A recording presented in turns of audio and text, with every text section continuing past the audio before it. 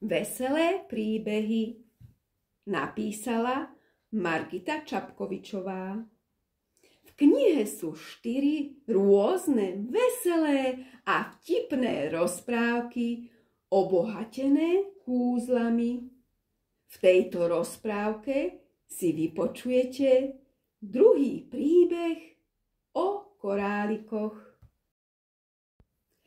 Na oblohe svietilo slnko, ktoré vyžarovalo teplé slnečné lúče. Svietili priamo na záhradu za pekným domčekom. V záhrade rástli stromy a kvety. Vtáci mali na košatých stromoch postavené hniezda. Veselo si sem a tam poletovali a popri tom si štebotali. V záhrade za stolom sedelo dievčatko. Veľmi zaujato si navliekalo farebné a lesklé koráliky. Ani si nevšimlo, že ju niekto pozoruje. Neskôr, cez obed, mama zavolala na dievčatko. Dcérka moja, poď sa naobedovať. Mami, počkaj ešte chvíľu. Nie, poď teraz, lebo ti jedlo vychladne. Dievčatko ešte rýchlo dokončilo náušnice. Potom vstalo a povedalo. Dobre, už sa idem najesť. Keď sa naobedovalo, vrátilo sa naspäť do záhrady. Pozrelo sa na stôl a zistilo, že jej chýbajú náušnice. Hľadalo okolo stola, aj pod stolom, ale nikde ich nenašlo. Bolo veľmi sklamané. Na druhý deň si dievčatko znovu navliekalo koráliky v záhrade. Potom sa cez obed išlo najesť do kuchyne. Keď sa vrátilo do záhrady, prekvapilo sa. Tentokrát je na stole chýbal náramok. Dievčatko všade hľadalo, ale nikde ho nenašlo.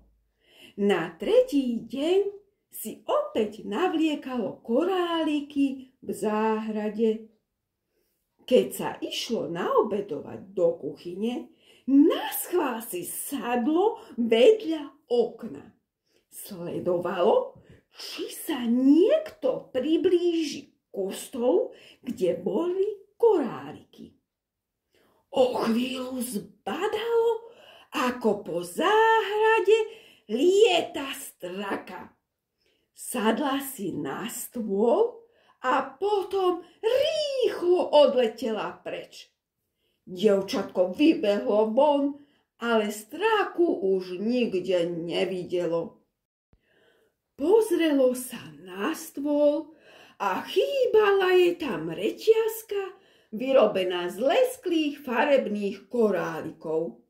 Tentokrát už vedelo, kto jej uchmatol predošlé dni náušnice, náramok a dnes aj reťazku.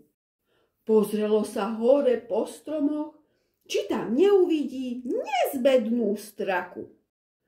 Potom si na jednom strome všimlo, že sa v jeho korune niečo bliští.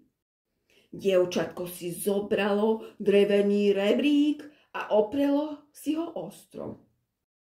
Vyliezlo hore po rebríku a medzi konármi si všimlo hniezdo. Dievčatko podišlo k nemu bližšie a zbadalo v ňom rôzne ligotavé šperky a medzi nimi aj svoj náušnice, náramok, aj reťazku. Veď to sú moje koráliky, zvolalo dievčatko. O chvíľu priletela ku stromu straka. Krá, krá, krá, Čo robíš pri mojom hniezde? Som tu, lebo som hľadala moje stratené koráliky a našla som ich v tvojom hniezde. Prečo si mi ich ukradla?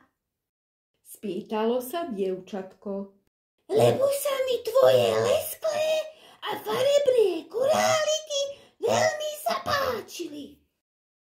Straka, to nie je od teba pekné. Nazlostene povedalo dievčatko. Nedokázala som im odolať. Ale to sú moje koráliky, tak si ich vezmem naspäť. Upozornilo dievčatko Straku. Krá, krá, krá, to ti nedovolím. Keď mi koráliky nevrátiš, tak ťa odtiaľto vysťahujem. Pohrozilo jej dievčatko. Ja sa nedám. Nevysťahujem sa z mojho hniezda. Odvetila Straka. Tak ti zhodím hniezdo. Dievčatko ju postrašilo. Krá, krá, krá. Nie, to mi nemôžeš urobiť. Ale môžem. Odpovedalo jej dievčatko. Straka sa vyľakala. Dobre, zober si všetko, čo je tvoje. Dievčatko si zobralo svoje koráliky a spýtalo sa. Už mi nikdy nič neukradneš? Krá, krá, krá. Nie, neukradnem, sľubujem. Potom dievčatko navrhlo Strake. Keď chceš, môžeš mi pomáhať pri navliekaní korálikov. Strake sa ten návrh veľmi zapáčil a natešene súhlasila. Od toho dňa spolu navliekali koráliky a zostali dobrými kamarátkami. Straka dievčatku už nikdy nič nevzala.